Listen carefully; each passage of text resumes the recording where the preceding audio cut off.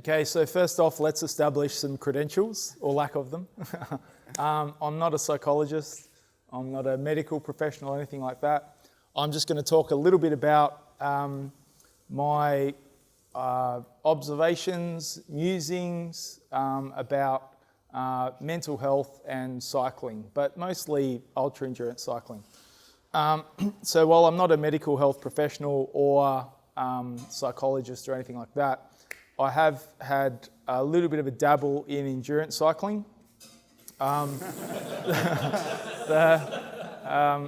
events that I'm interested in, those who are close to me are interested in, my friends are interested in, are typically very long.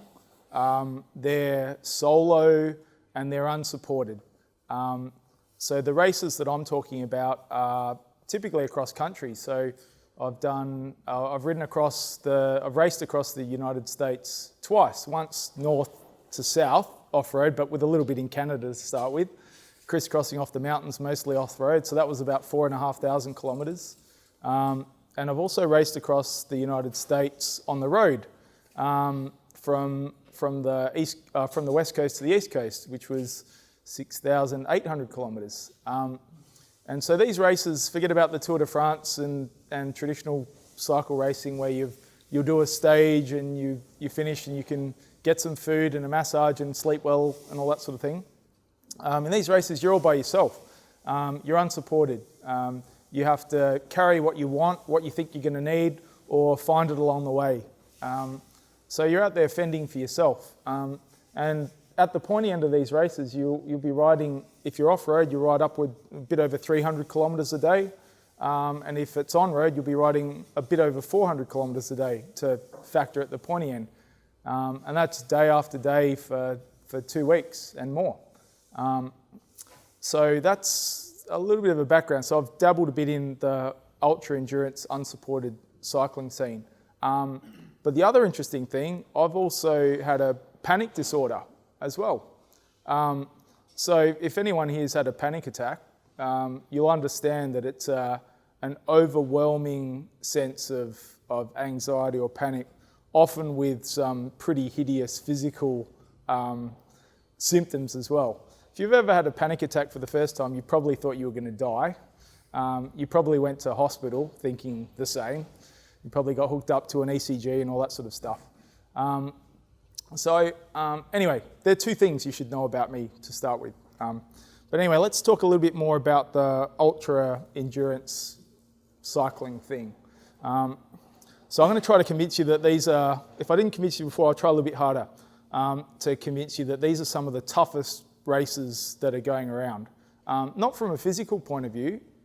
From a physical point of view, they're probably not all that tough. You just have to keep plodding away, boom, boom, boom, boom, all day, every day for a few weeks. But mentally, these are some of the toughest events going around. They're incredibly tough.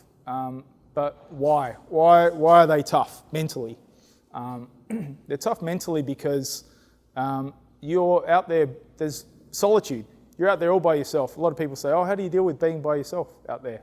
For me, it's a bit of a luxury. Being out there, it's very rare to be out there all by yourself without the noise and so on of everyday life.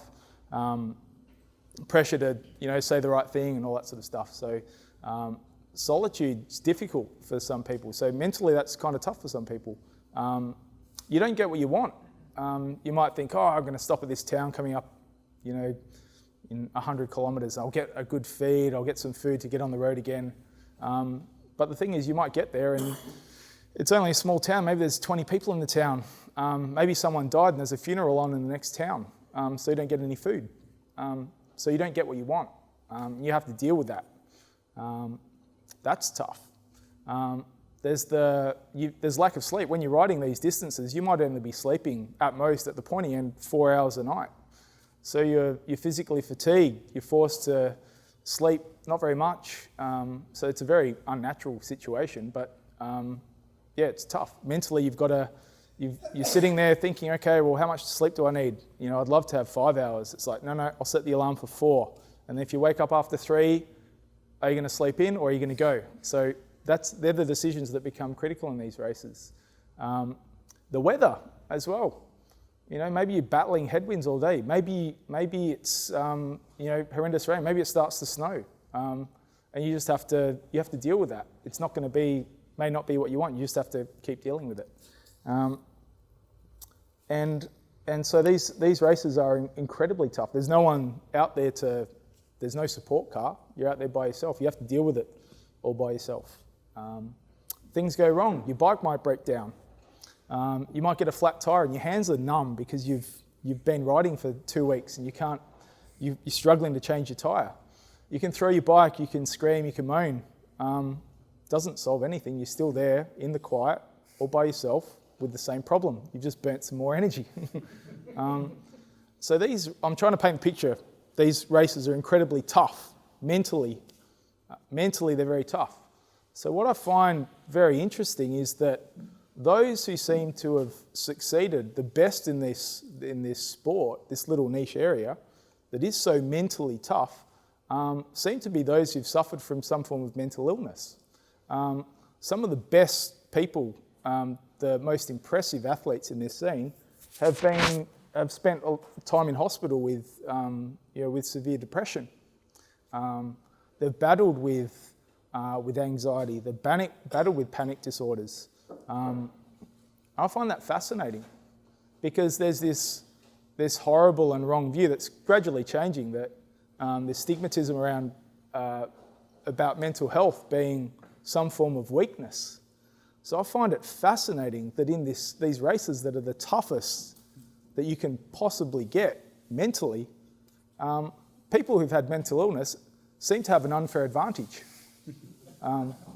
So I just find that a really fascinating thing that some of these people who seem to have all this incredible self-doubt, they battle day to day with anxiety, they battle with depression, they seem to be well equipped to deal with these incredibly tough challenges.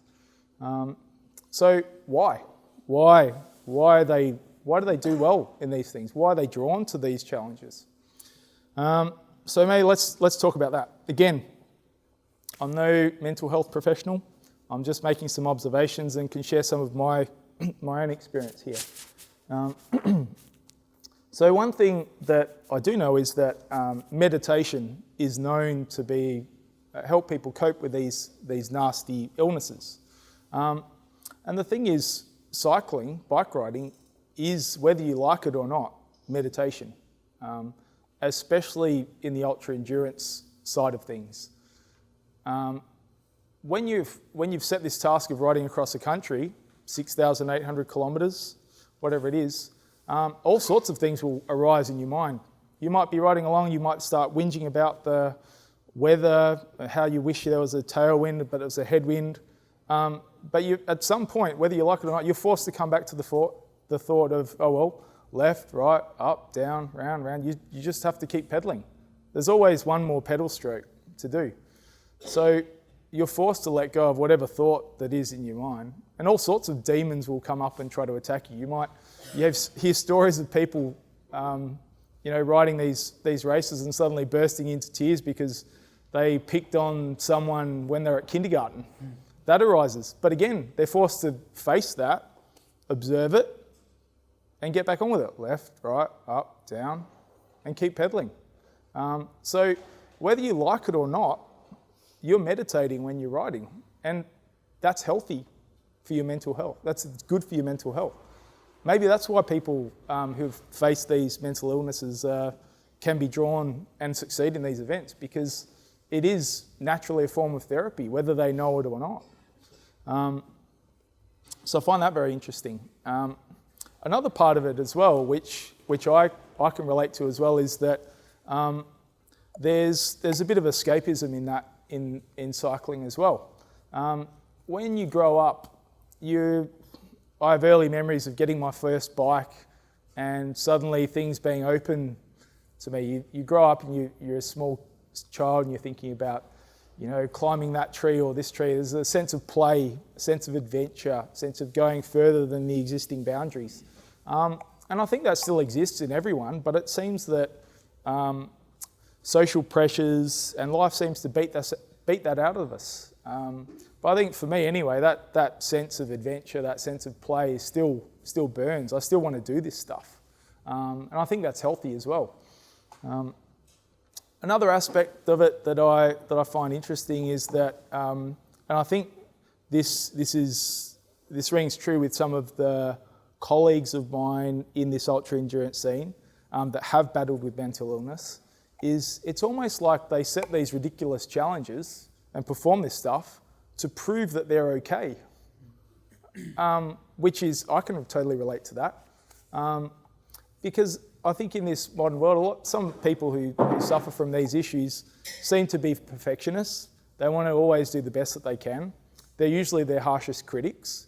But if you suddenly find that you've ridden across a country, you've done all you've pulled off this amazing feat, you can't help but look at your achievement and go, you know what, you did pretty well there. It's one of those rare times when you're forced to go, you know what, you did pretty well, you know. Well done, Jesse, pat on the back.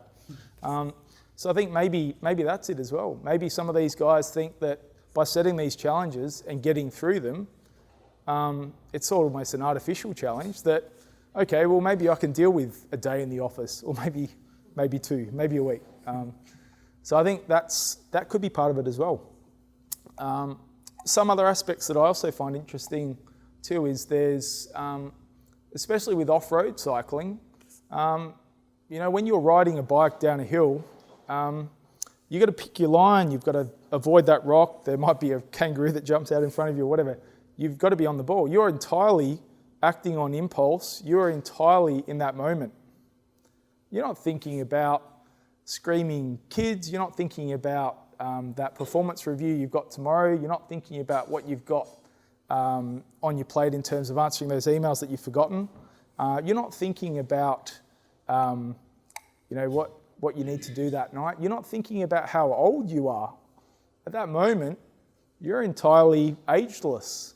You're entirely free. You're entirely in that moment. And I think that's such a healthy thing as well.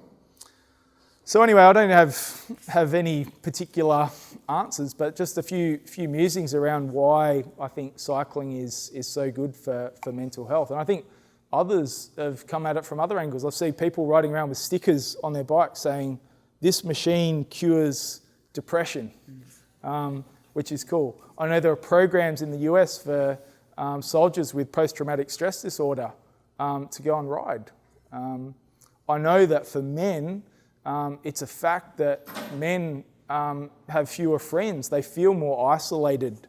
And cycling is one of those fantastic disciplines that brings people together.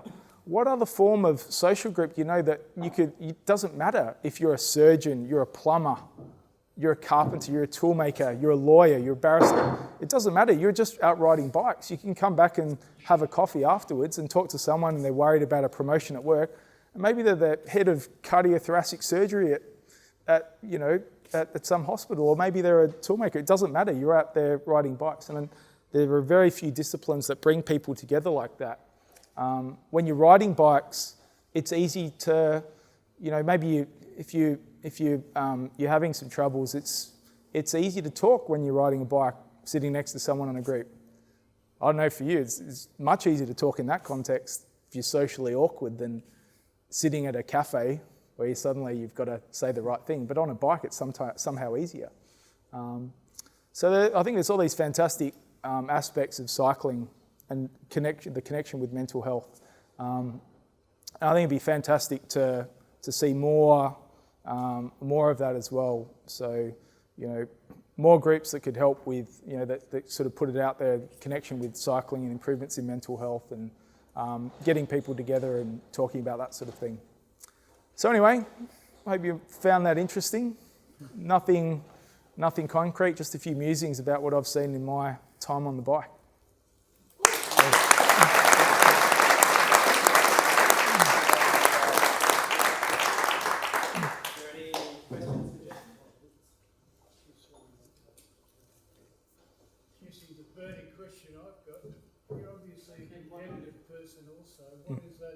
Desire to win, where does that come? You didn't mention it all in your talk. I think it's interesting with the sort of competition that exists in this little scene, because it is very supportive as well. So with the indie pack, when I put that on, the idea with that was to try to orchestrate a race between the top riders. And so I wrote a letter, like I wrote an email to these guys to say, hey, this is how I feel about this. Like, I would rather get 5th in a highly contested race where I tested myself against the best in the world than win something uncontested. And I reckon you're one of those guys too. Maybe you think the same way. If you do, well, let's try to set something up. And then Mike Hall, he was like, that's amazing. I mean, Christoph's like, I could have written that myself. And so then a few others were also keen, but they couldn't make it for whatever reason. And so I think part of it, there's competition, but there's also some fun in that too. You know that by having that competition, you're going to drive yourself harder.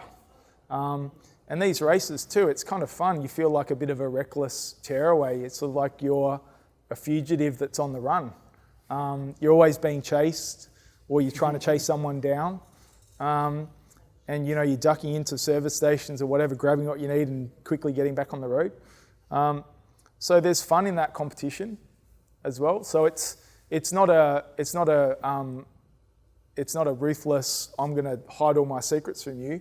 I've found that perhaps because the experience is so extreme and so out there, it's almost like we feel within our little crew that we're sort of these little aliens that kind of understand. And we've got our little community who also understand. And so we kind of speak the same language and we can all share our experiences. So sure, there's a desire to compete, but it's one that's kind of that's full of respect as well, because you know that without them, you're not going to push yourself as hard. And so anyway. Jesse, I imagine doing an event like that and then going back to everyday life must in itself be pretty mentally challenging. How do you deal with that? Yeah, well, that's the thing. With these races, one thing I didn't talk about was the most challenging part of the race. The race is the easiest part. There's a lot of preparation and stress in the lead up to make sure you've got the training done and all the equipment right. And then the race happens, but then the hardest thing is the recovery afterwards. That's really tough, because you're driving yourself very hard during these races, and suddenly it's over. The other aspect is, you know, you go out for a great ride. Something I didn't mention was that endorphin rush of having a hard, long ride. You get back, you feel over the moon, all that sort of thing. Imagine if that's just coursing through your brains for 2 or 3 weeks. It's like it's a come down afterwards that takes a long time. So the recovery is really hard, but it's also a healthy aspect of mental health too, because I think during these races, you're really driving yourself hard for a long time. And so when you finish the race, you have to flip around the other way. You've got to treat yourself like your best friend to help yourself recover. You've got to be really attuned to how you're feeling, how your body's going, and just look after yourself and be gentle with yourself for a change. So I think the recovery is actually the hardest part of the whole thing. I was going to say, I remember you telling me this, and I find it hugely fascinating because you are one of these athletes doing an event which is at the very pointy end of what sane people would think is rigor. But you told me that your brain changed, and it took a long time. Talking about recovery and being your best friend, it took a long time. I think you're talking about even changing the grey matter in your brain. Do you want to talk about that? Yeah, I was recovering from one of these big efforts and feeling a little bit foggy mentally, just like sitting there and just static in my head. And I thought, I'll just have a look at and see whether there's anything to do with any research out there connecting, the brain and ultra endurance efforts. I found this study done on ultra endurance runners in Europe. Apparently, an ultra endurance runner in some particular race had a stroke, and so they started to study ultra endurance runners in this context. Anyway, so he studied them over this race across Europe, and one of the things they got for free was brain volume, and in particular grey matter volume. And they found that during an ultra endurance event, the grey matter volume shrunk. And so that's your processing power as well. So you get a little bit dumber when you do these ultra endurance efforts. But the good thing is it comes back later. It doesn't make sense to me that you should get dumber if you're doing these things, because surely if you're under that sort of stress, you need to be able to think in order to, find food, find water. But maybe it helps to be a bit dumber so you don't have to think too much. But yeah, the good news is within a 6-month period, the grey matter volume restores and you get on with everyday life. So, so yeah, it does put your body through the ringer, your brain as well. So. What stops you from stopping when you're in the bed? Is there like a mantra, or do you? Yeah, it's weird for me. You'll set the challenge. The challenge is there. And so I'll have a daily mileage target, and I'll just drive pretty hard in order to achieve that every day. So you go and you do your work and just keep getting it done. And if something unforeseen comes up, well, you'll have to deal with it. If there's a tornado in the area, sure, you've got to stop and wait till that passes. If you get physically ill or something like that, sure, you've got to deal with it. But it's almost like you've made that contract with yourself that you want to finish this. And it's about taking that seriously and just each day chipping away with it and doing your work. And I think part of it is about, it sounds very, very simple to say that, you really want to finish it. But these races really call into question, what does motivation mean? Because for me, I know that in the first couple of days, all I want to do is quit, because my body will be in revolt. It won't like what's happening. I'll start thinking, yeah, my knee's a bit sore. I'll pin it on that and I can call it a day and we'll be done. Or my back's a bit sore, or my neck's sore. You could run through this list of 100 legitimate excuses that you can give to everyone, and they'll all pat you on the back and they'll say, oh, you did a great job. But really, deep down, I'll know that I just pinned it on that. I could have kept going. So if you really want to get through it, then you'll find a way. If you have a sore knee, you'll try to work out, well, is it a problem? Is it a good thing? Maybe that pain's keeping me awake a bit. Or is it something that's an issue? Do I need to change my saddle height a bit? Should I adjust that? Should I tilt my saddle a bit? Is it my ITB? Well, if it's my ITB, maybe if I rotate my foot out a little bit just for a while, it'll put the stress on the adductor. So if you're in that frame of mind, you still want to finish. But if you start thinking, oh, my knee, can't do this because of my knee, then you're done. So I think it's about taking the goal seriously and making that commitment with yourself that you are going to finish, and try to find a way.